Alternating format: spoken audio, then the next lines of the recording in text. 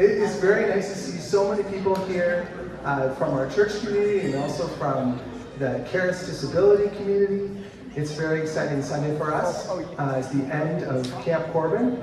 And it's this is Chantal. I'm going to introduce her. Chantal is a regional counselor for the region of, counselor of the region of Waterloo. And she's also done quite a bit of work with Caris Disability Services, formerly Christian Horizons. And she's been helping a lot with their family camps over the past years. And she's a big part of this weekend. She led devotions, she led a lot of the parent-caregiver conversations, and we were very pleased to have her speak with us this morning. And she's going to be preaching, and actually I'm going to be just here with some notes, so if I have to remind her of something, then I might do that for her. He's my cumin. Does anybody like the spiced cumin? Here it is, my cumin. I love the spiced cumin, so that's like one of the best things I've ever heard. Just to introduce her a little bit, she holds 2 degrees, a Master of Social Work with a theology degree from Wilfrid Laurier. So with a lot of experience and also mixed with education, she's going to be presenting on our text from Acts today. I'll leave it for you, Chantal. Thank you, Jared.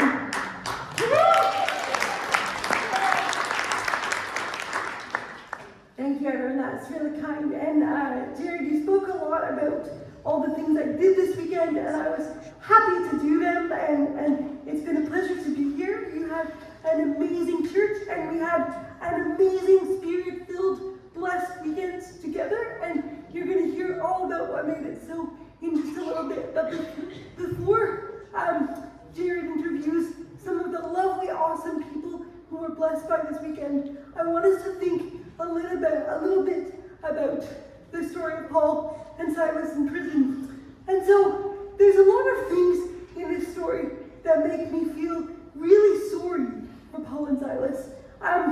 First of all, they're traveling along, doing their thing, trying to make sure people find out about Jesus in the right way, and they encounter this person who's being used for their fortune-telling ability, and they want to help her, so they're trying to do the right thing, and they speak to God, and they make sure that she is able to relax and stop yelling everywhere she goes. And I'm sure it was a relief for her. The Bible tells us it was a relief for them because they were feeling rather annoyed by the shouting. I really do hope that no one was annoyed by my shouting this weekend. But no promises. So anyway, the girl stops shouting. She's finally able to relax. And next thing you know, Paul and Silas are being blamed by the people who were using the woman for her fortune-telling ability, because all of a sudden they can't make money off of her anymore. And I think as Christians, or as people who put God first and foremost in our lives, we can often get in trouble for doing the right thing, and we sometimes get blamed for things that are not our fault. I'm not sure if that's ever happened to you, but I know it's happened to me. And thankfully, in situations where I'm blamed for something that's not my fault, it doesn't feel so great, like emotionally, and I struggle a little bit, get a little bit frustrated, angry, feel a bit hurt sometimes. But for Paul and Silas, the consequences are much worse. They're not only beaten up, but they're thrown into prison. And so they're sitting there in prison at this point. They've been blamed for something that wasn't their fault. They got in trouble for doing the right thing. They've been physically hurt. And I can think of many things that I would do in that situation. None of them good. I might try to punch the people that have hurt me, try to kick them, spit on them. I said they weren't good, right? If I'm honest, really the last thing that I would do is think about praising the Lord and praying in that situation. But Paul and Silas are different than me, better than me. They're still human, so for all we know, they were thinking of these horrible things and really wanting to, maybe take revenge on the people that were hurting them. But instead, they start praying to the Lord and praising Him. And as a result of that, even though they're in their cell, even though they're not going anywhere, lots of people are listening, and lots of people are being drawn to Jesus through their example.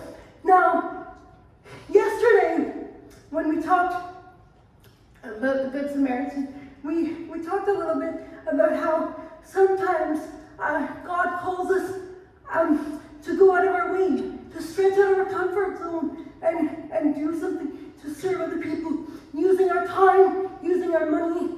And I think that if we have extra time and extra money to help someone, I think that Jesus wants us to do that. But Paul and Silas provide a really important example of even when you're stuck in a really hard spot, when you can't go anywhere, when you don't have any money, when you feel like you have nothing to physically give to another person, you can still set a good example that draws them to Christ. And so they're singing and praying, and God is listening to them. God is apparently pleased with what they're doing in their hard spots. And it's almost like God says, okay, I think they've had enough. I'm going to give them an easy way out. He causes an earthquake, and the doors of the prison fly open. If it were me, I would run out of that prison, or I would roll as fast as I can.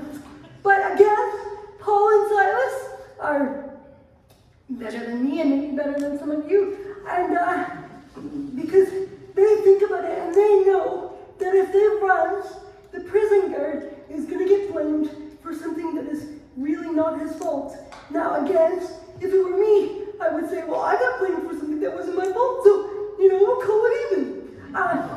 But Paul and Silas are better than me, and they realize that it would be better for their witness if they stayed where they are. And their courage to stay in that hard spot, even when they could have run, not only brings the jailer to Jesus, but calls everyone else who's witnessing that event into a relationship with God too. And so I just want to encourage you, whether you're in a place of movement and going from one spot to another and helping people as you go, that's really great.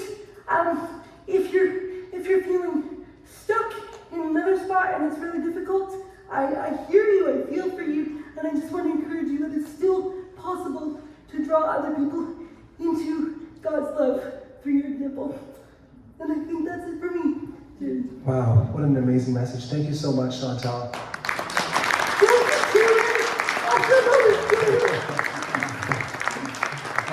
Her enthusiasm is unmatched, especially for Camp Corban, and really appreciated getting to know you as we prepared for today. I feel like God is using you in a powerful way to advance God's kingdom here in Ontario through your work with the region and through Caris Disability. And you've got such an amazing insight. Thank you so that much. I really want to affirm today. We are going to welcome a few of the participants of Camp Corban to come to the stage now. We're going to do an interview with them. So I'd like to start, we're going to all come up at the same time. Chris Clark, Ethan, and we also have Heather Denbach, and Vanessa Panth will be coming to the stage and get cozy with us. We're all going to be on these bar stools. So don't be a stranger. And I'm going to hand this microphone over to you, Chris, first. Me? Okay, all right.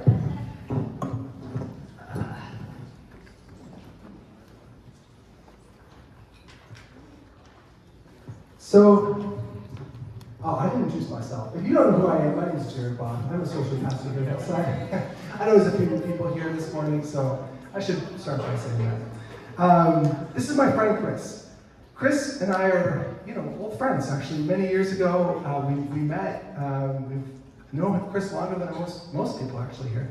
And Chris just recently relocated to London. He's been attending Hillside since doing that. He has this infectious enthusiasm. If you haven't met Chris. Yeah, Chantal, you were very enthusiastic. Chris, I think you're like the second on the... I was well matched. But... Well matched. Oh, he's going to give you a prop. Still let him hang. And Chris was able to sign up for the entire weekend to help with like a one-to-one support with a family. And that was an amazing gift. Chris, thanks so much for making something available to do that. When I first came here on Friday, we had a session with the volunteers, and I noticed that Chris was doing something. He was working on making a sign. And you want to show everyone what that sign looks like? This is one of the many signs that we had that were made by our volunteers to welcome the families to Camp Corban. Now, can you tell us a little bit about that sign? Why was that important to make that one?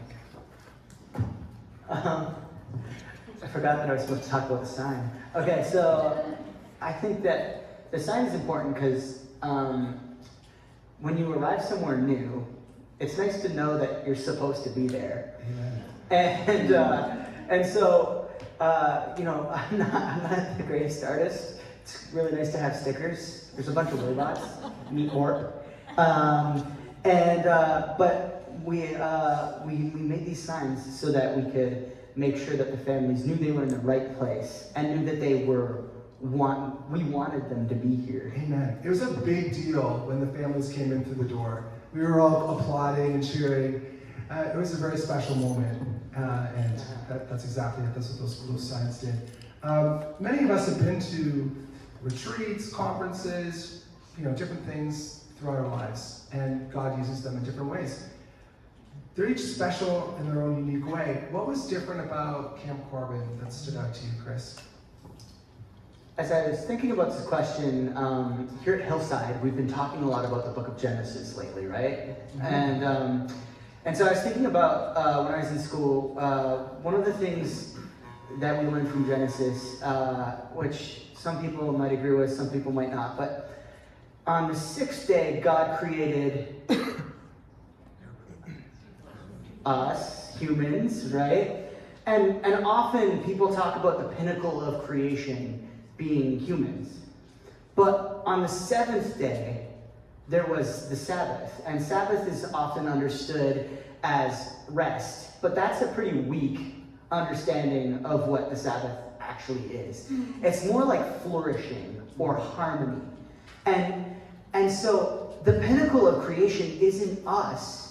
The pinnacle of creation is the flourishing and the harmony.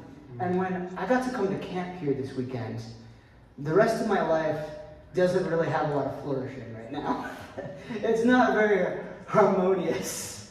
But here at camp, having the opportunity to be next to Ethan and the other families and the other volunteers who are all amazing, this is one of those pockets of flourishing. And that's the best thing about camp.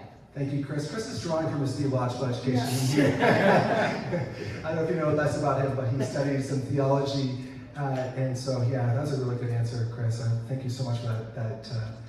I wanted to pass the microphone to Ethan.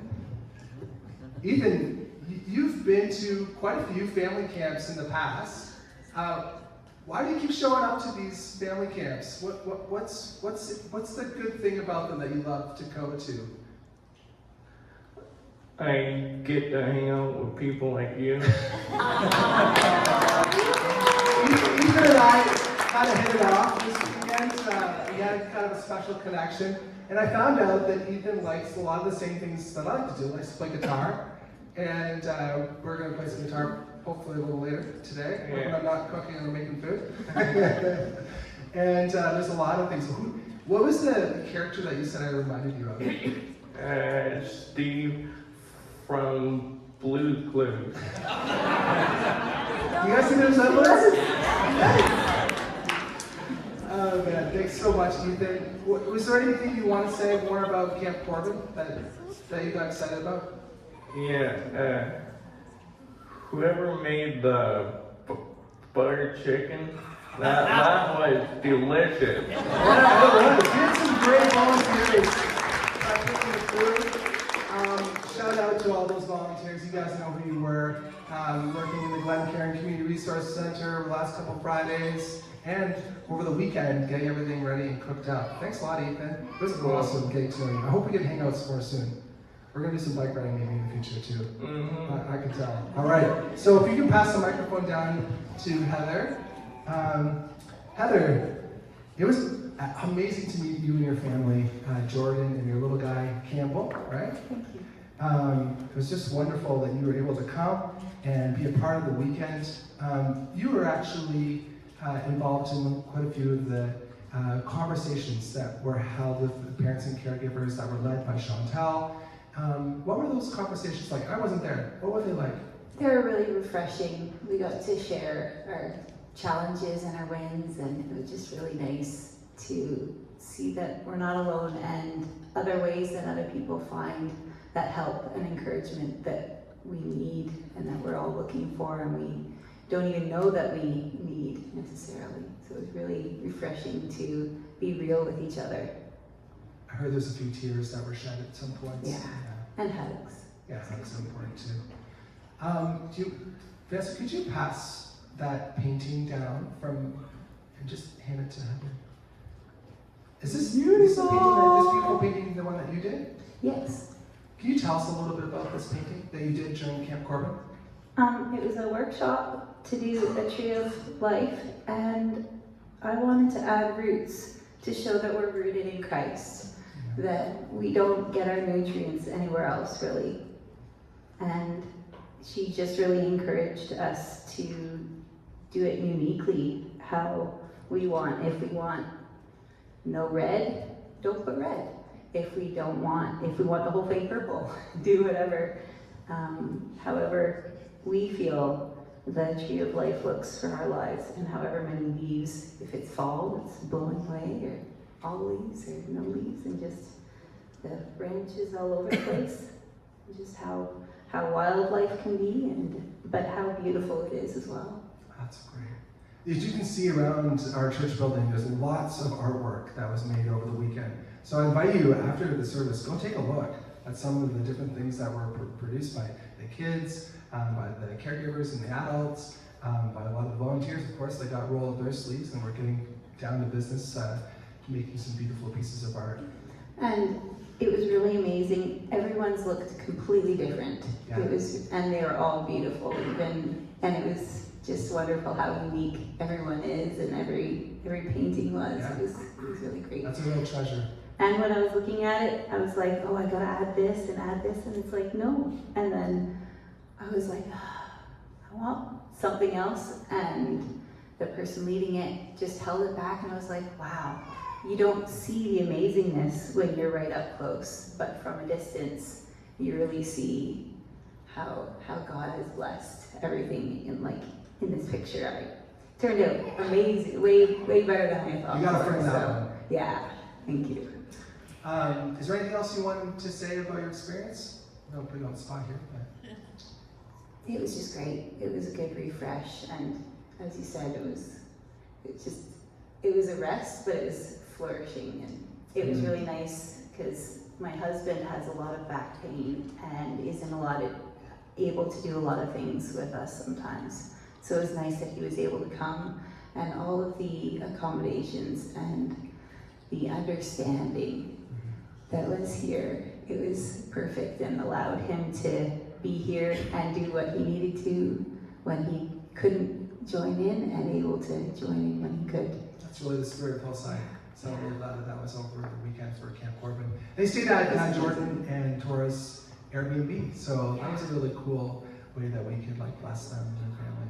It was a real blessing. So thank you again for sharing. It's been really great to get to know you and your family. I'm going to ask you to pass the microphone to Vanessa. One more thing. It it was totally a God thing that even allowed us to get here. So it was really refreshing, and yeah, we wouldn't have been able to come if all of these things hadn't lined up, and it was just perfect. And the thing that really hit me at first when I found out that it was here is that this is on Thompson Road. We live on Thompson Street. And just that first connection just gave me that answer, like, yeah. God, this is really Perfect. Vanessa, it has been an amazing time this weekend with you family, rolling up your sleeves, helping with all the meals from Friday to this morning, and such a tremendous way to bless these families that have joined us. It wouldn't have been possible without your family getting involved in the way that you guys did. And for those that don't know, Camp Corban is actually, the name comes from Vanessa's and Ian's son, Corban Panth, who unfortunately passed away 4 years ago. What was it like to be able to offer this support for these families over the weekend?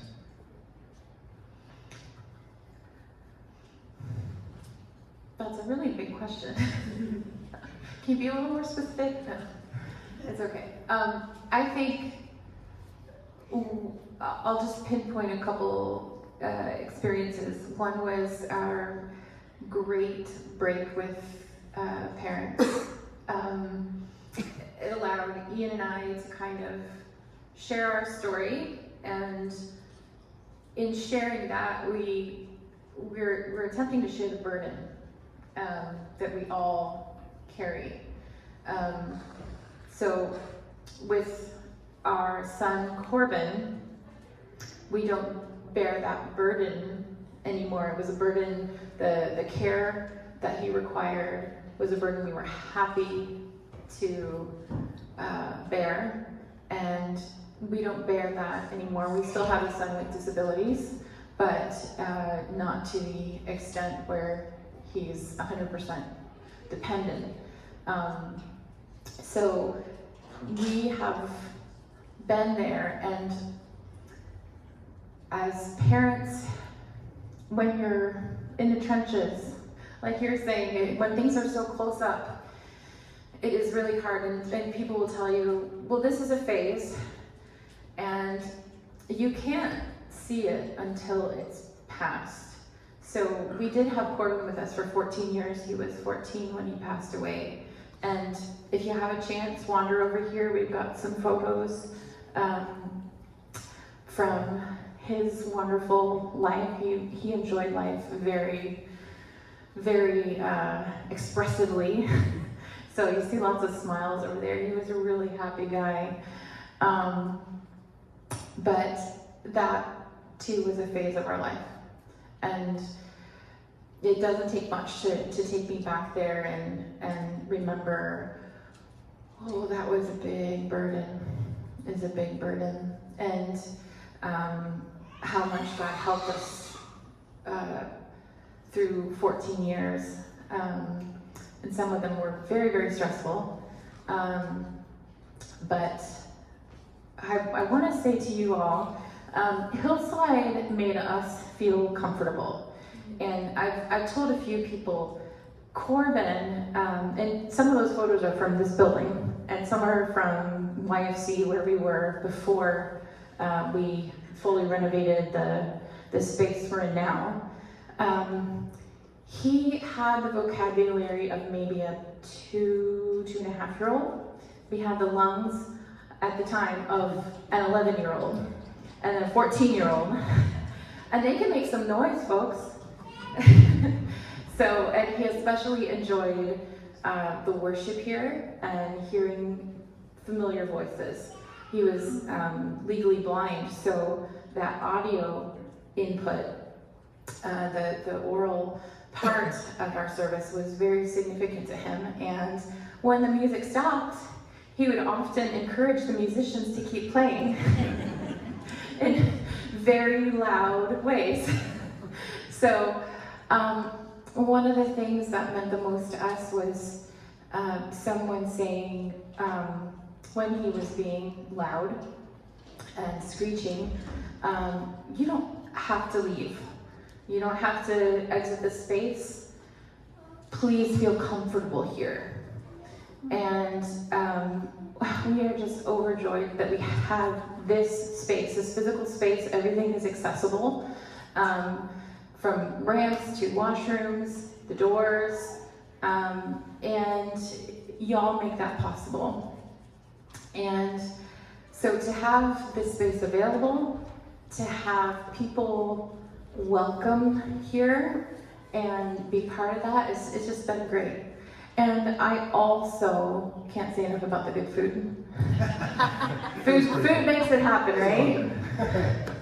Yeah. Anything else? No, that's everything. Thank you so much. I love family camp. Yeah. For all they were dressed up like, we had a superhero supper, right? Where we were dressing up as superheroes. Well, Ian and Vanessa, they brought the best costumes. They had like, she had like a full-on mask. And Vanessa, later on, someone wasn't able to do like a games workshop, so Vanessa jumped in. And there'll be some footage of this going up on our Instagram, the stuff that I took. But today, actually, and you guys can go sit down now. I think Chantal was saying something. Is my mic still on? Oh, yeah. Yeah. Yay. So, first of all, I want to ask Ethan one more question. Ethan, if you're comfortable with it, what are you holding in your hand right now? Happy Gram. And what are happy grams all about? So they're a piece of paper that people can write something about it. Awesome. And how many did you get this weekend? Looks like you're holding a mid-full there. 1, 2, 3, 4. And so those are all, like a lot of your gifts that you can remember and share from the weekend, and hopefully, like, they'll give you happy feelings all year long until you come back. Yeah. What was the other name for Happy Gram? A hug in paper form. Which would actually give you paper cuts. But the advantage though is they last longer. Thanks so much, Chantal. But there was one more thing that I wanted to say though, in terms of my experience of Camp Corban and my experience of this church. There are many churches in the world that have a vast difference between the theology that they speak or write and the theology that they live. And what I notice here is that that gap is either non-existent or not as big. Even the fact that you now have a ramp that's going to stay to the stage not only says we welcome you in the door, but actually we welcome you to lead. We welcome you to share your gifts. And so that was a huge part of Happy Grams and a huge experience of this weekend. And so thank you for not only talking the talk, but also walking the walk. Yes.